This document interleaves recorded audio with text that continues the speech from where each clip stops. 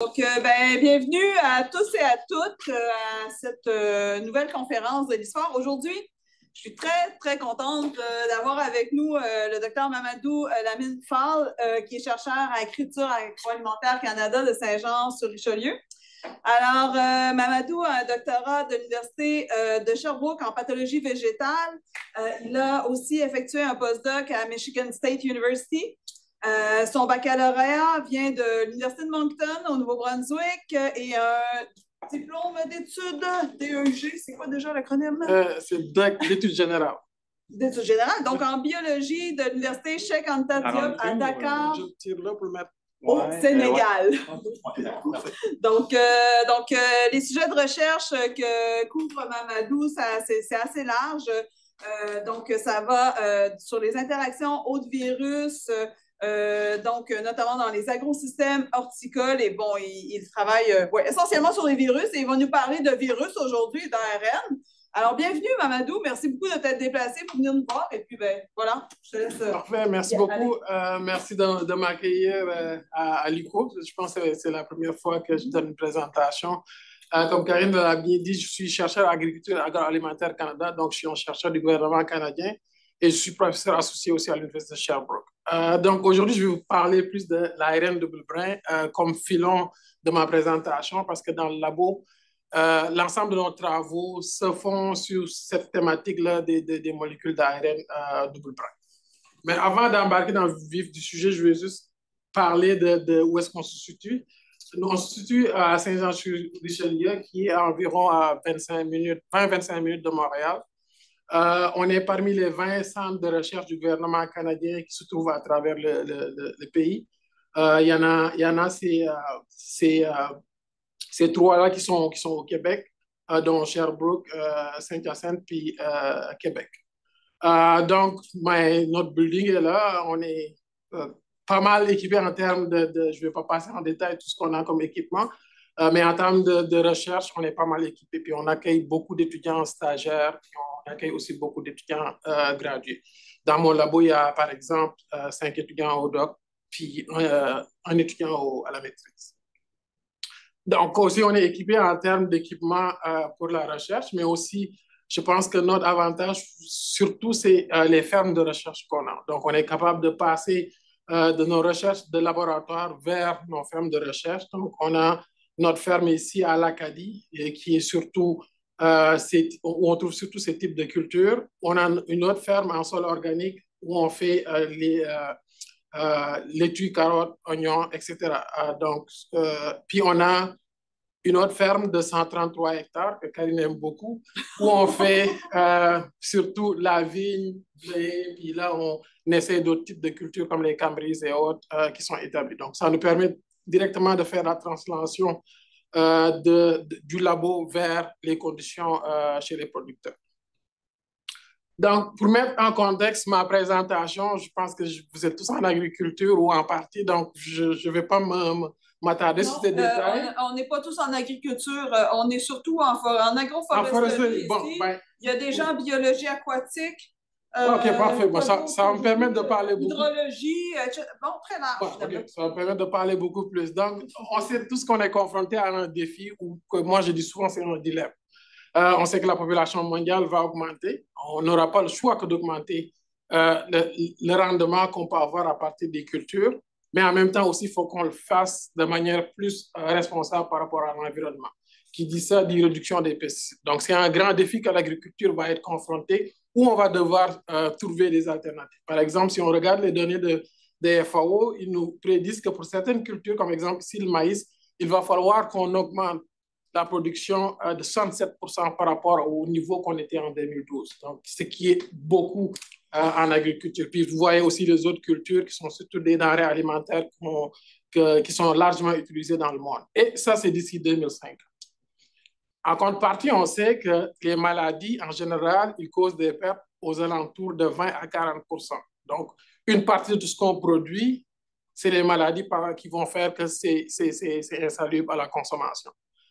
Donc, nous, notre centre de recherche se situe surtout dans ce cadre-là où on essaye de diminuer l'impact des maladies sur la production et les rendements qu'on peut obtenir.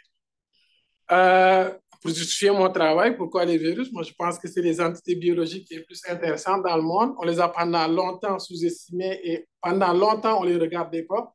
Mais si on regarde juste dans le contexte agricole, la situation actuelle ici, on voit envers le rendement qu'on est capable d'atteindre. On peut voir que le rendement atteignable, s'il est là, actuellement, tout ça, on le perd à cause soit des mauvaises herbes, soit des autres pathogènes comme les champignons, les bactéries, mais on voit aussi les virus puis les insectes.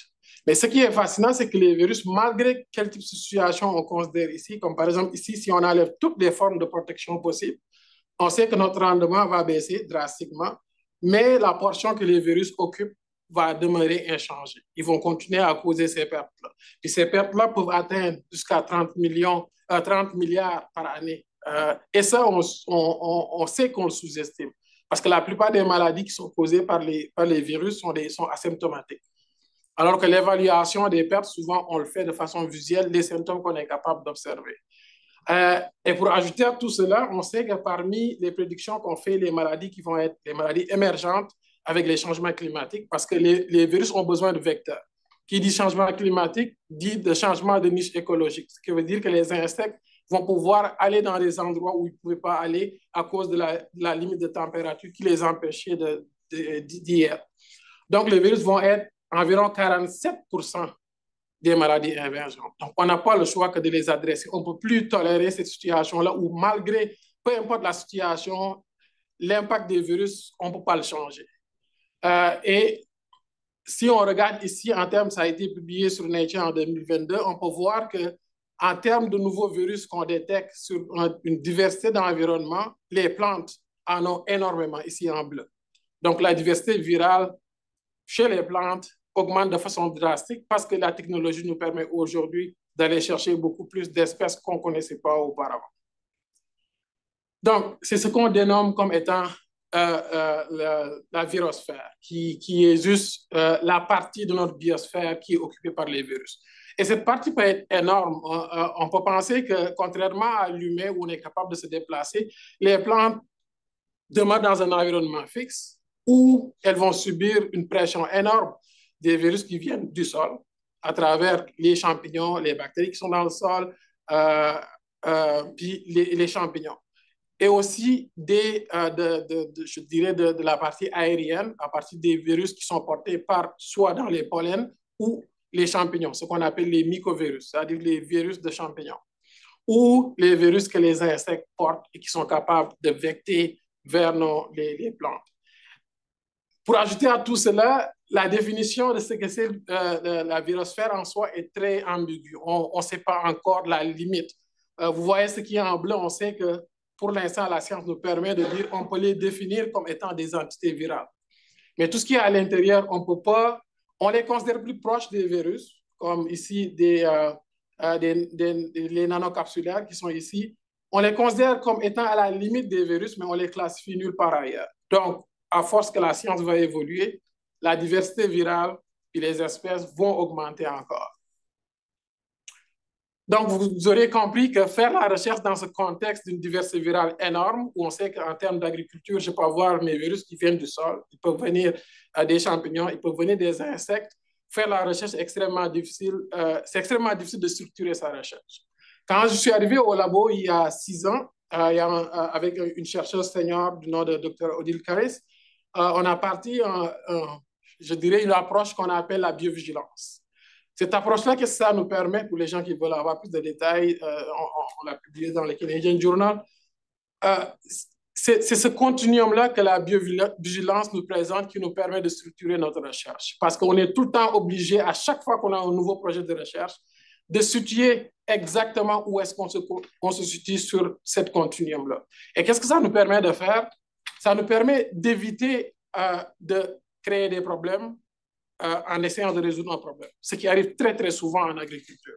On peut voir juste les pesticides. On a créé des molécules qui sont capables de tuer les pathogènes. On arrive, on les arrose. On ne pense pas à l'impact que ça peut causer par la suite. Donc, dans cette étape ici qu'on appelle appropriateness, ça nous permet, si on développe des technologies en amont, on est capable de regarder est-ce que ces technologies-là ont des effets des effets non prédits, puis essayer de voir comment est-ce qu'on peut pallier ou diminuer ces effets-là avant que ça devienne incontrôlable, comme ce qui nous est arrivé avec les pesticides. Donc, tout au long de ma présentation, vous allez voir que je reviens souvent dans ce continuum-là pour expliquer où est-ce que je me situe dans cette continuum.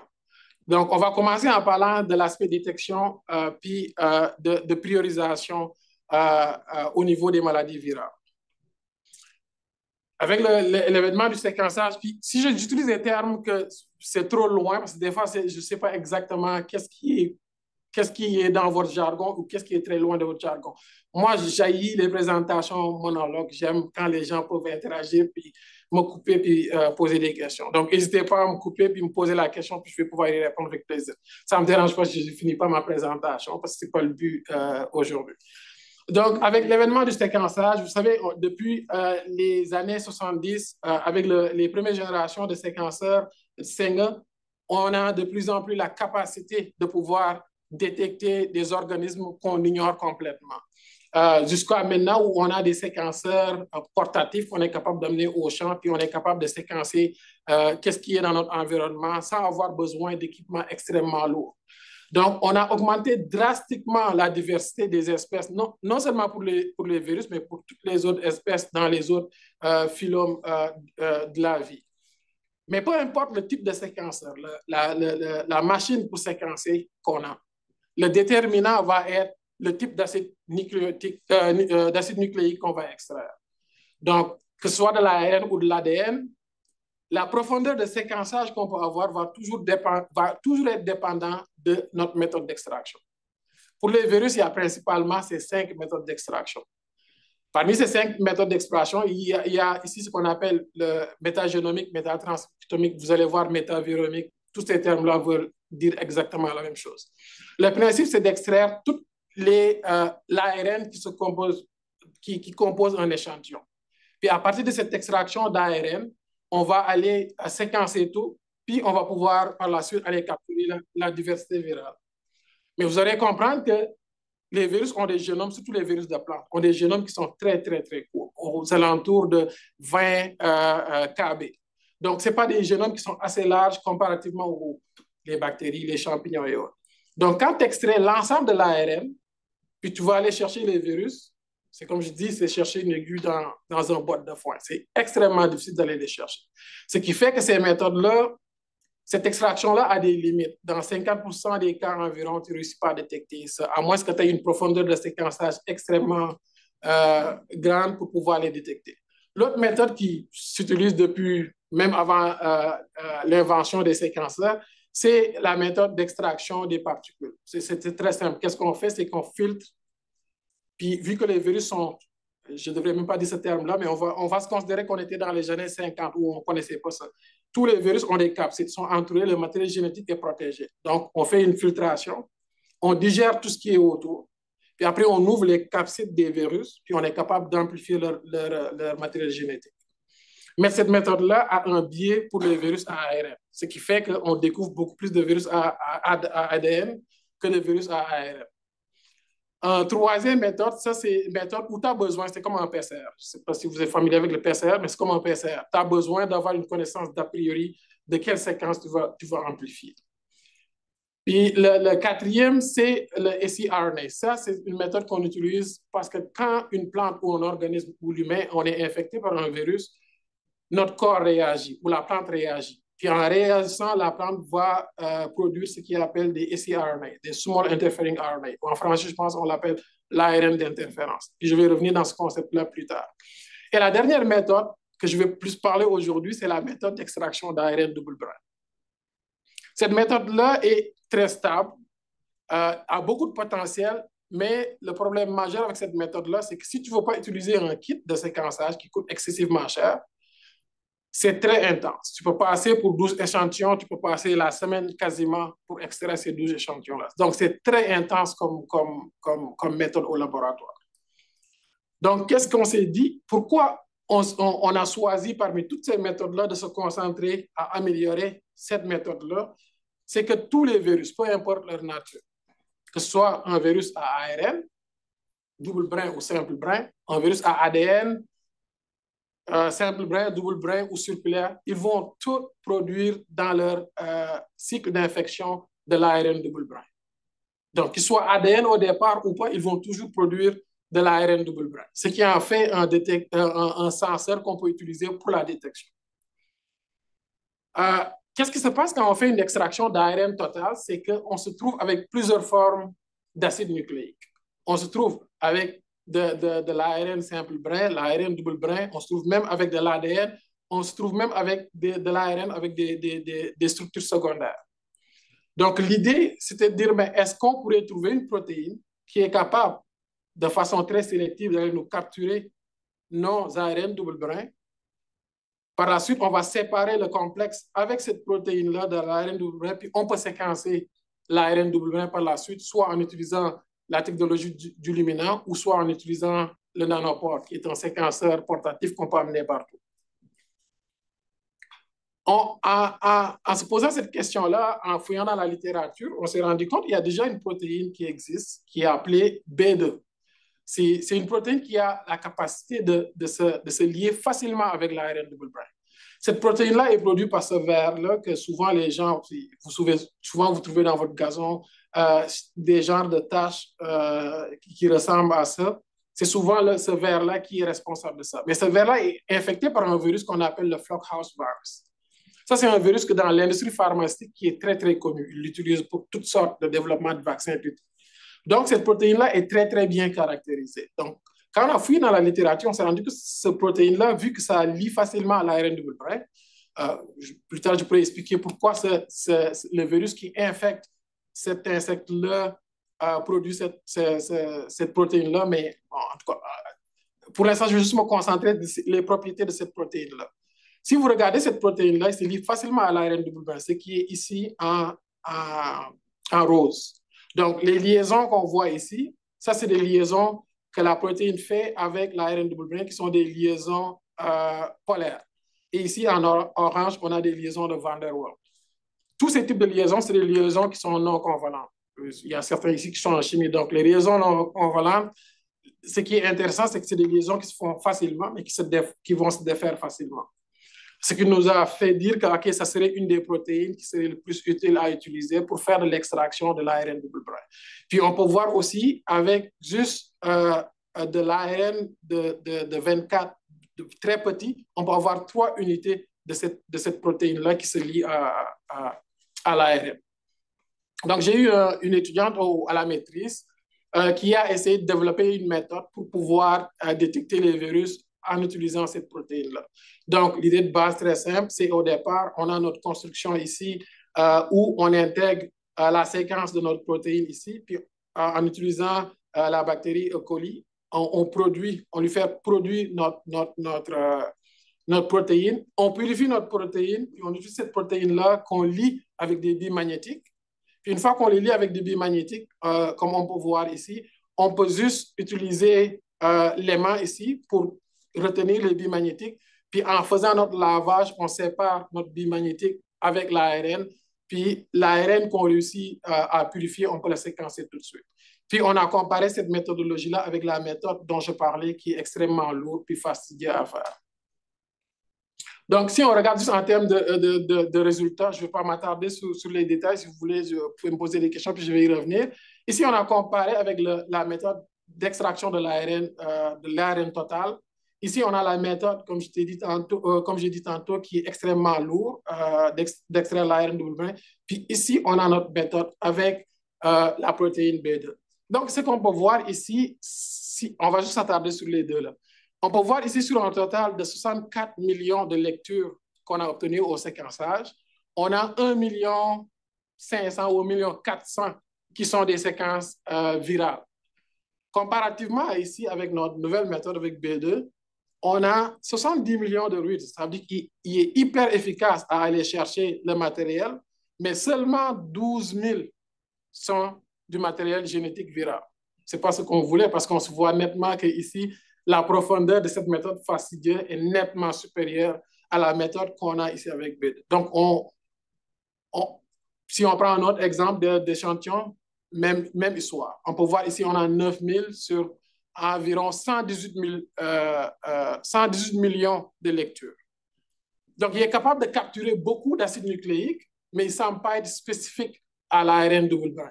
Donc, si vous vous rappelez à tantôt, qu'est-ce que j'expliquais ici? Quand on extrait, on a un mélange. Donc, qu'est-ce qui semble être le cas, c'est que notre B2 n'est pas spécifique à l'ARN double brun, mais il se lie à tout ce qui peut être dans son échantillon.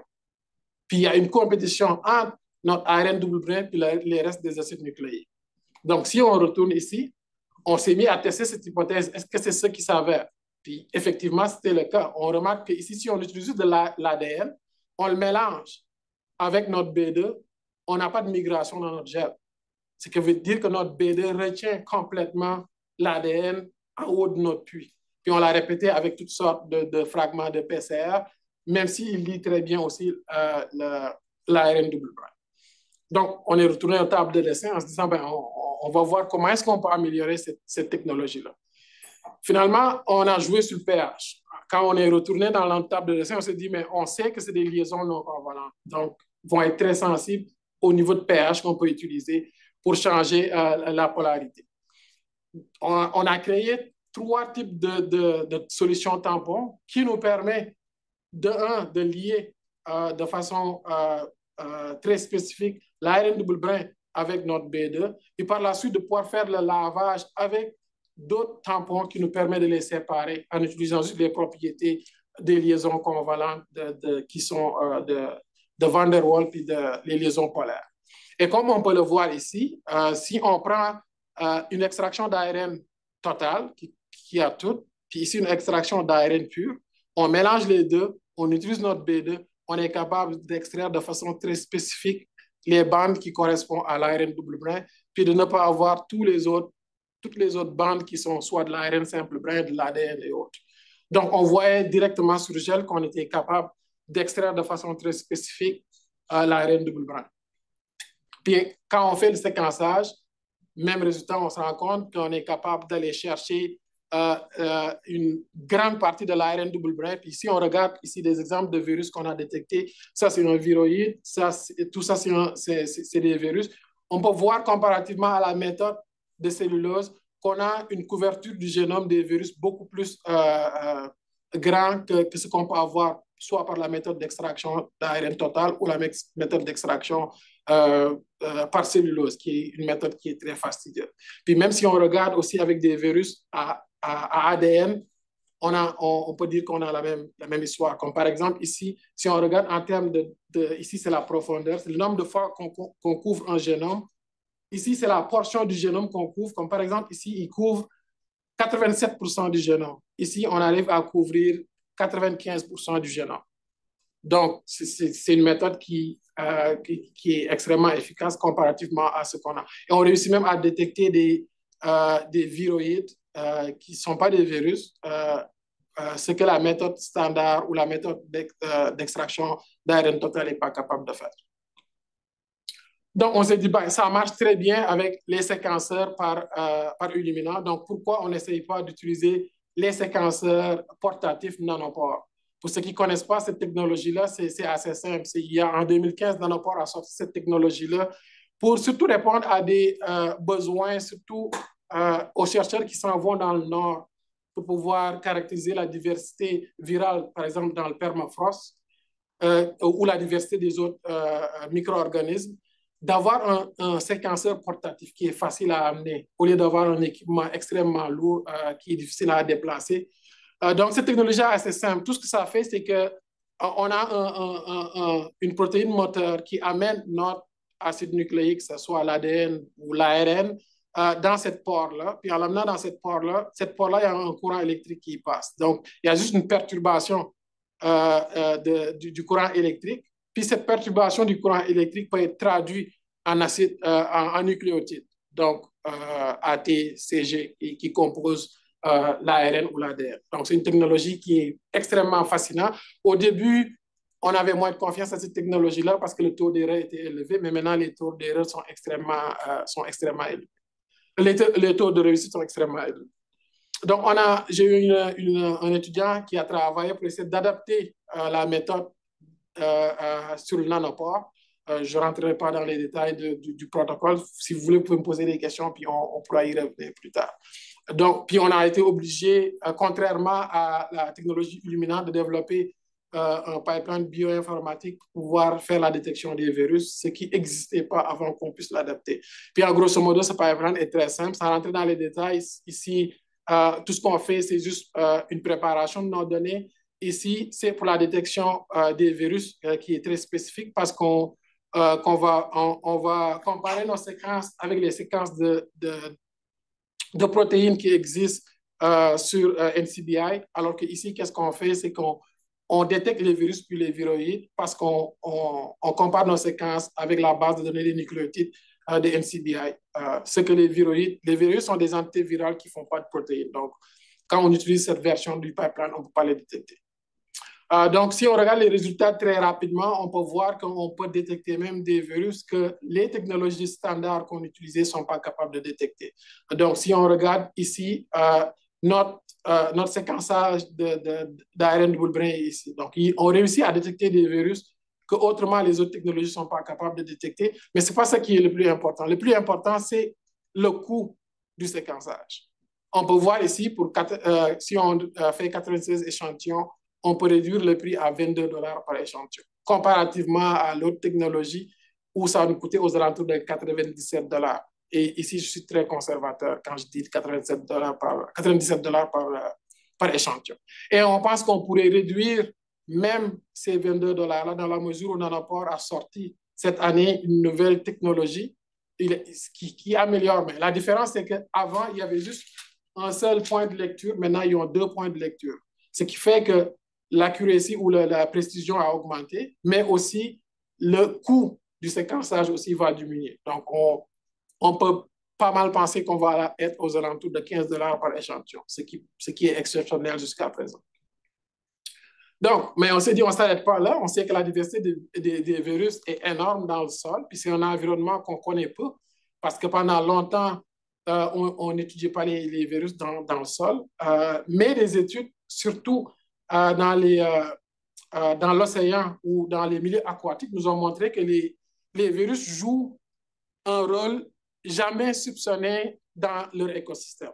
L'exemple que je peux donner, il y a un concept qu'on appelle en océanographie kill the winner, piggyback the winner. Ce que ça veut dire, c'est qu'on tue le gagnant, puis on remet la course vers le gagnant.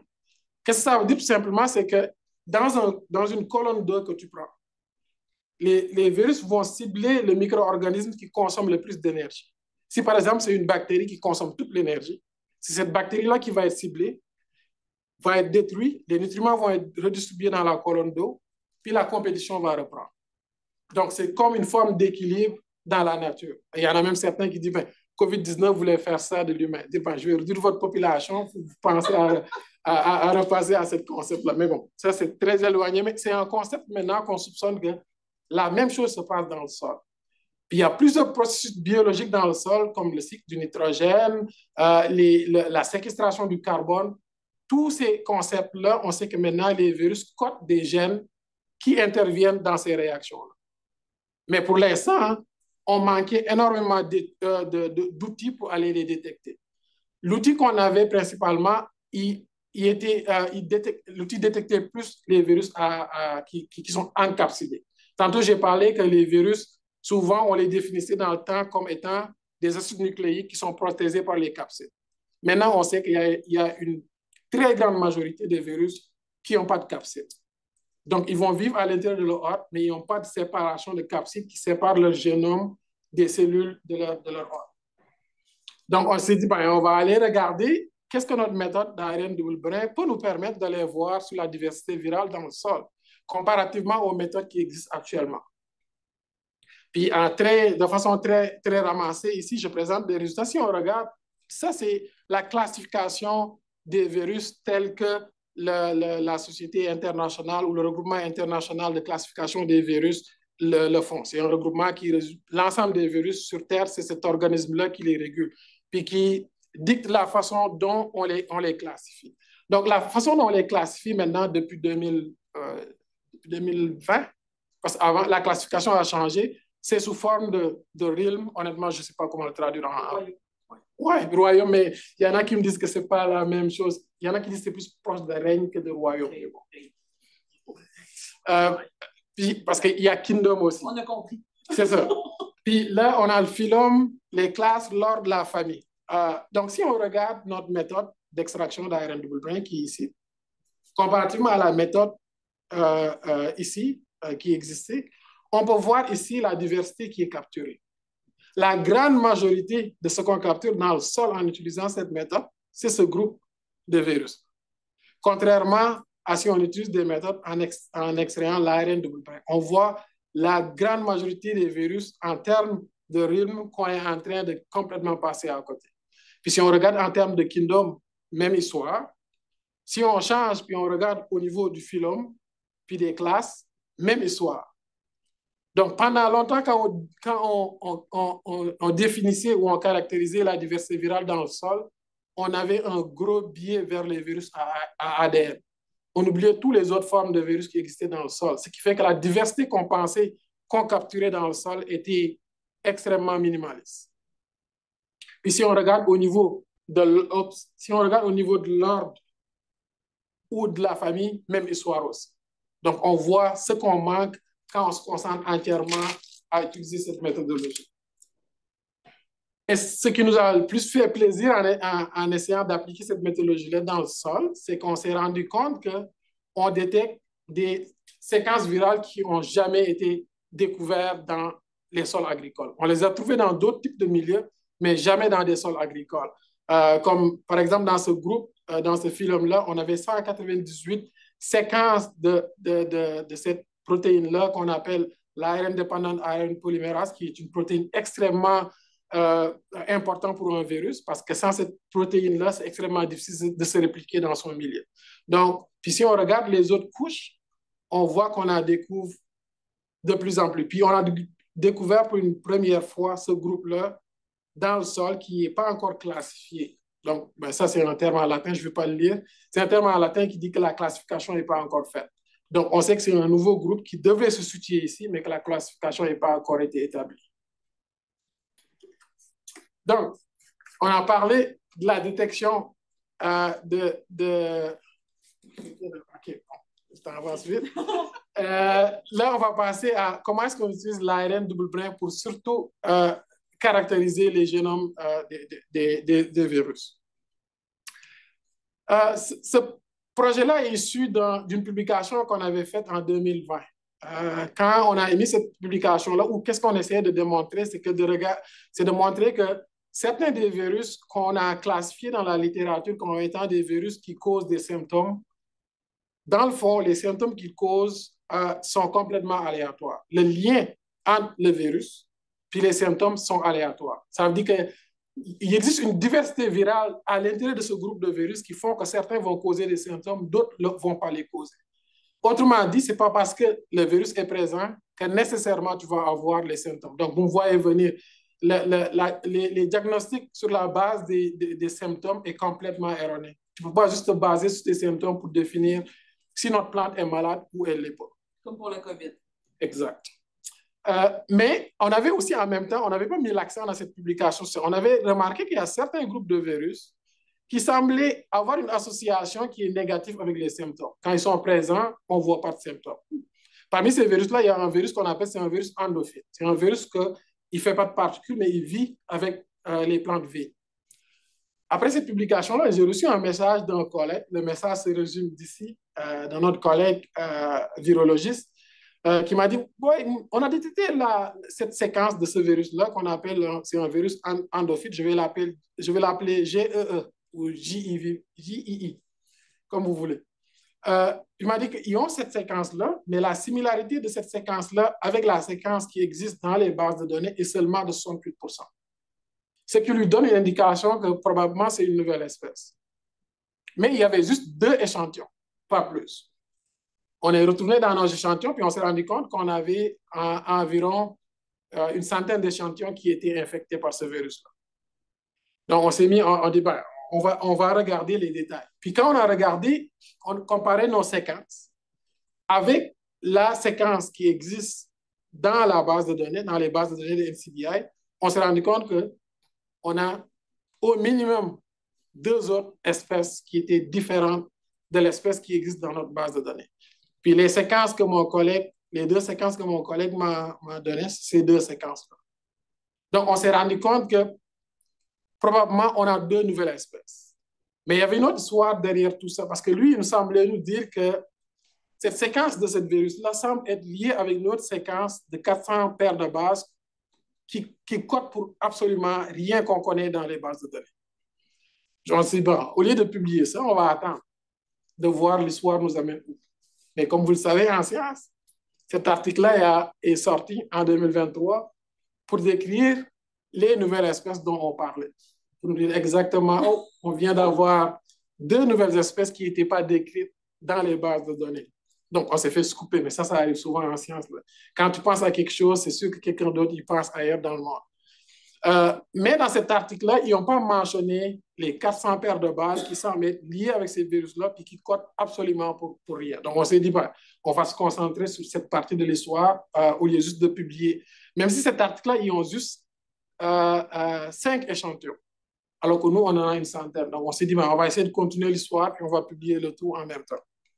Donc, le reste de l'histoire, c'est que si on regarde les séquences de ce virus-là, on se rend compte qu'il y a environ 400 paires de bases des 2 bords du 3' et du 4' du virus où on a ces 400 paires de bases-là. Ça, c'est la séquence dont mon collègue m'avait mentionné.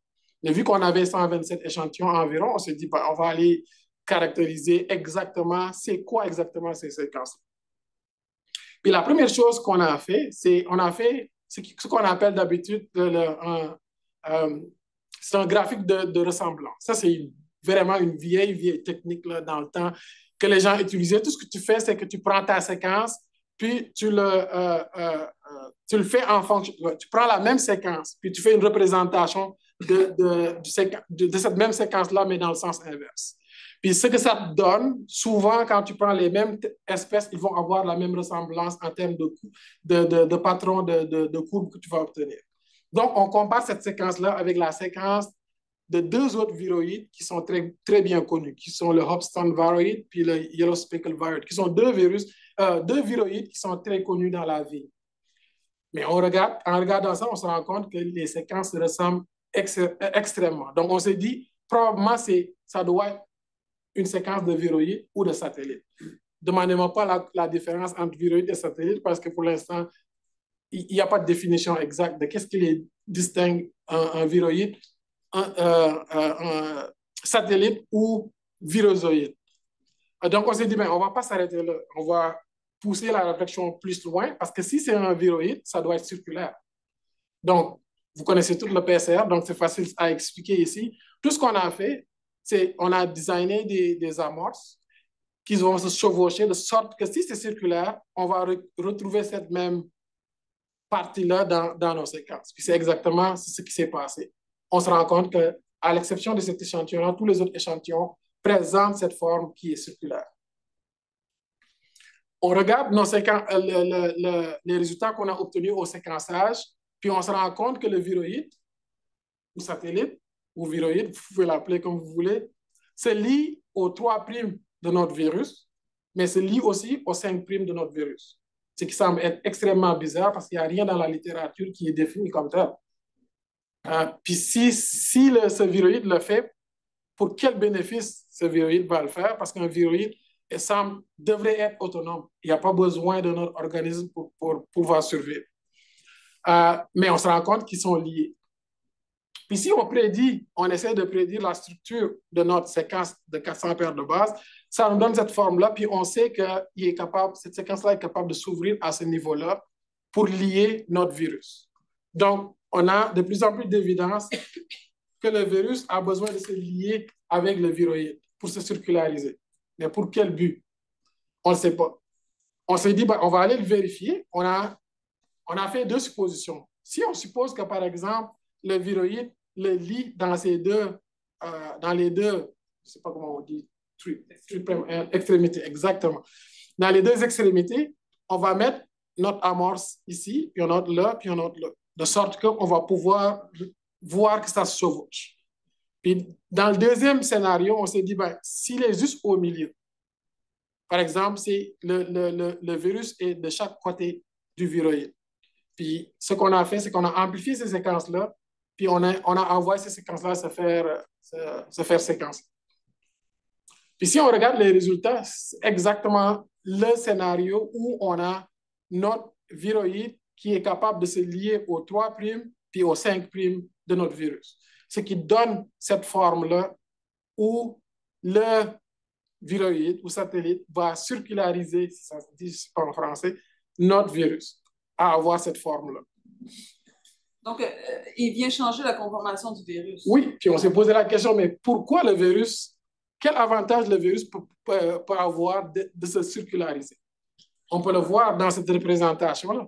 Quand tu as une forme circulaire, une fois que les ribosomes se collent pour traduire ici une polyprotéine, ça se fait à l'infini. Qu'est-ce que ça donne au virus? C'est qu'il va pouvoir se répliquer de façon infinie. Exact. Alors que si tu prends la forme qui est linéaire, ben, il passe, il s'en va. Donc, tu as une chance, à chaque fois qu'un ribosome arrive, tu as une chance de te faire traduire, puis ça s'arrête là. Alors, quand tu as une forme circulaire, une fois qu'il te poigne, il reste là. Mais, il y a toujours un mais en science.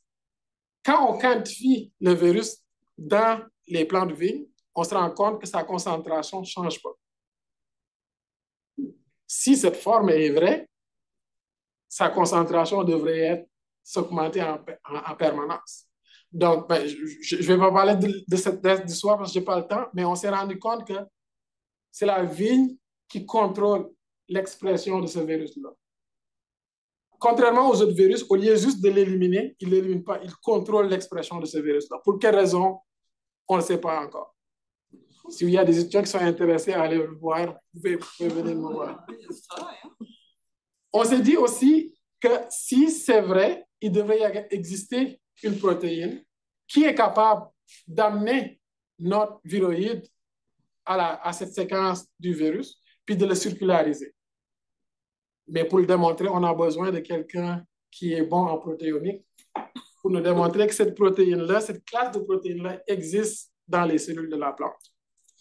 Mais bon, je n'ai pas encore trouvé de partenaire qui est capable de détecter cette protéine-là. Donc, l'histoire, peut-être la prochaine fois que je vais revenir, je vais pouvoir le terminer. Donc là, on va passer rapidement, il me reste une quinzaine de minutes. OK, je vais passer rapidement à cette partie de ma présentation. Oh ouais, OK, je vais passer vite. Tantôt, j'ai parlé des mycovirus. Les mycovirus, c'est les virus de champignons. Ces virus-là, on les adore pour la simple raison qu'ils sont capables de causer ce qu'on appelle de l'hypovirulence ou de l'hypervirulence. Donc, quand ils causent de l'hypovirulence, ils vont réduire la virulence des champignons. Donc, on peut les rendre moins agressifs ou moins virulents, mais ils peuvent causer le contraire. Donc, ce qui nous intéresse, ce sont les mycovirus qui sont capables de causer de l'hypovirulence. Donc, ici, c'est l'exemple d'un champignon qui est infecté, Botrytis cinerea, tout le monde le connaît. Si vous ouvrez votre frigo et vous voyez des affaires de même, c'est probablement ce champignon-là qui le cause. Donc, il peut être infecté, puis quand il est infecté avec le champignon, il l'empêche de pousser. Donc, vous voyez tout de suite l'avantage en agriculture, c'est qu'on peut l'utiliser comme biopesticide. Donc, on a utilisé cette méthode d'ARN double brin pour pouvoir caractériser le virome, qui est l'ensemble des virus qui infectent un champignon, pour voir est-ce qu'on peut sélectionner des groupes de champignons qui ont des propriétés qui nous permettent de les utiliser comme biopesticides ou biofongicides. Donc, j'avais une étudiante, Sarah, au DOC, qui a étudié la diversité du virome des champignons. Et je ne vais pas m'attarder dans ça, je vais avancer plus vite vu que je n'ai pas beaucoup de temps. On peut voir qu'on a détecté une classe de mycovirus qui semble être très intéressant. Pourquoi c'est intéressant? Parce que je vous ai dit tantôt que les mycovirus, la grande majorité de ces mycovirus-là, ils n'ont pas de capside. Donc, leur génome n'est pas protégé. Donc, si tu veux utiliser quelque chose comme biopesticide, tu as intérêt à ce qu'il soit capable de protéger son génome, de sorte que tu es capable de juste l'asperger sur une plante ou l'asperger sur une colonie, puis est capable de les coloniser. C'était extrêmement difficile d'en trouver. Puis il y a 2 semaines, en microscopie électronique, on a pu voir que parmi tous les Parmi tous les 48 différents mycovirus qu'on a pu détecter, il y en avait un qui avait cette propriété-là, qui était capable de faire des particules. Donc, on pourrait potentiellement l'utiliser comme biofongicide. Ça, ces essais-là, c'est des essais à venir qu'on va pouvoir faire. Donc, dernière étape, j'avais déjà parlé que l'ARN double brin, tous les virus vont faire de l'ARN double brin. Donc, les plantes, puis nous aussi, on a évolué en détectant l'ARN double brin comme étant un corps étranger. Donc, un corps étranger, quand on le détecte, qu'est-ce qu'on fait? C'est qu'on réagit pour essayer de le détruire. C'est exactement ce qui se passe dans une plante. Quand l'ARN double brin est présent, la plante a des protéines qui sont capables de le dégrader en petits morceaux. Puis, il y a ce complexe-là qu'on appelle complexe RISC, qui est capable de prendre un brin de ça, puis de parcourir tout le cytoplasme, puis de détruire toutes les séquences qui correspondent à ce virus-là. On s'est dit, ben, si la plante fait ça, on doit pouvoir l'utiliser aussi pour le pousser à se défendre contre des pathogènes. Puis ce qu'on fait. J'ai un projet ici, si vous aimez regarder Semaine verte, il y a une des épisodes où il parle COVID de la tomate. J'aime pas ce terme-là parce que quand je l'ai entendu à la télé, j'ai dit, si, je ne peux pas avoir une pire métaphore que d'utiliser, de le comparer à la COVID. Mais on le compare à la COVID tout simplement parce qu'il est très dévastateur. Une fois que ça rentre dans une serre de production de tomates, tout va être détruit. Donc, qu'est-ce qu'on s'est dit? On dit, on va essayer de pousser la plante en fabriquant de l'ARN double brin qui ressemble à ce virus, de sorte que la plante va le détecter puis le détruire. C'est exactement ce qu'on a fait, où on essaie de produire l'ARN double brin ici, puis on la serre sur nos plantes, puis la plante va le détecter puis essayer de le détruire. Si je passe directement au résultat, on voit nettement qu'on est capable, si on applique 48 heures avant d'infecter la plante, l'ARN double brin, puis on infecte avec le vrai virus, on voit qu'on est capable de réduire la charge en allant quantifier d'autres séquences de ce virus. On est capable de réduire. Mais on n'est pas capable de descendre plus loin que ça.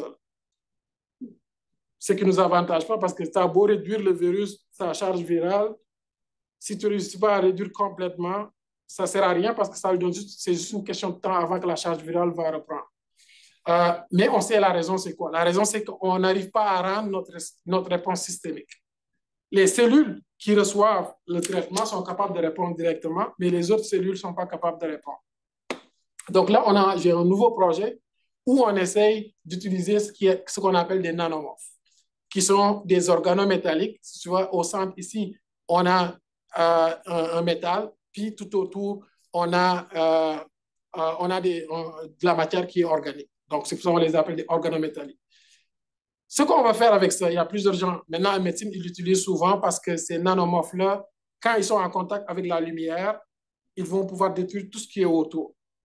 Mais nous, on ne veut pas l'utiliser pour ça. On veut l'utiliser pour pouvoir mettre nos ARN double brin à l'intérieur de cette cavité-là que les nanomorphes ont naturellement pour voir est-ce qu'on est capable de le livrer à l'intérieur de la plante.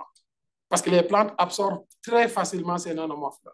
Donc, la question qu'on se pose, c'est que est-ce qu'on est capable de mettre notre ARN double brin à l'intérieur de ça? Soit on l'utilise par les racines ou juste on peut l'asperger sur la plante. La plante va absorber ces nanomorphes-là, puis à l'intérieur de la plante, notre ARN va pouvoir être libéré.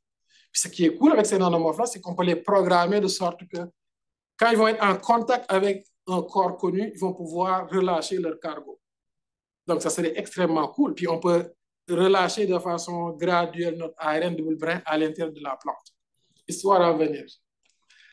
Donc, en résumé, je vais juste montrer qu'on peut utiliser l'ARN double brin pour diverses fonctions, soit pour la détection ou soit pour la caractérisation. Donc, dans mon labo, maintenant, tout ce qu'on fait, mais peut-être d'ici quelques années, je vais changer, va être entièrement consacré à l'ARN double brin. Donc, tous nos travaux vont être autour de l'ARN double brin. Donc, je ne pourrais pas le faire sans les organismes qui supportent ma recherche. Donc, je tiens à remercier tous ces organismes-là sans nommer personne.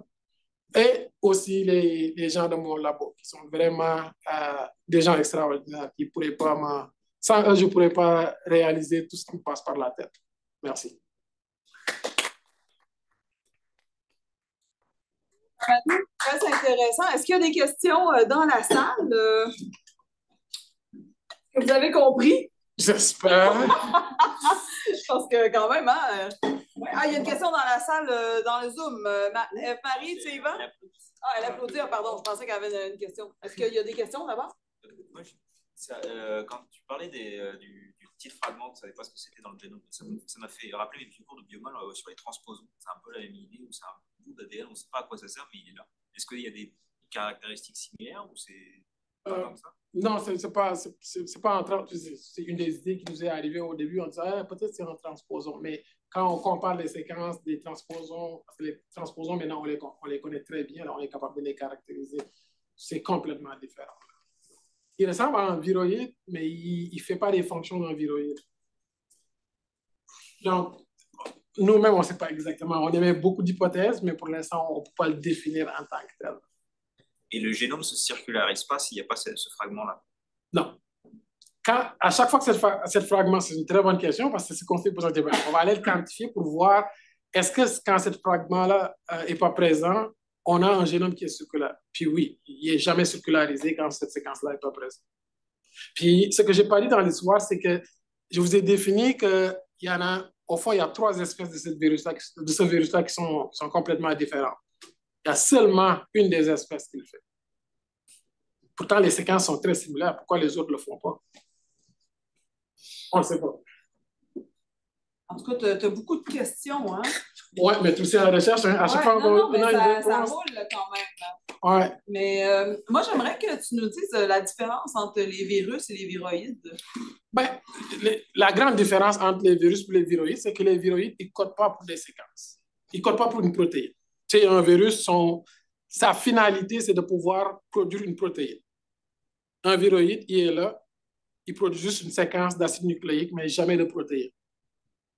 Mais il cause des dommages pareils. Parce qu'il y a des viroïdes, comme dans l'industrie du cannabis, maintenant, ils sont pognés avec un viroïde qui fait tellement de dommages à la plante.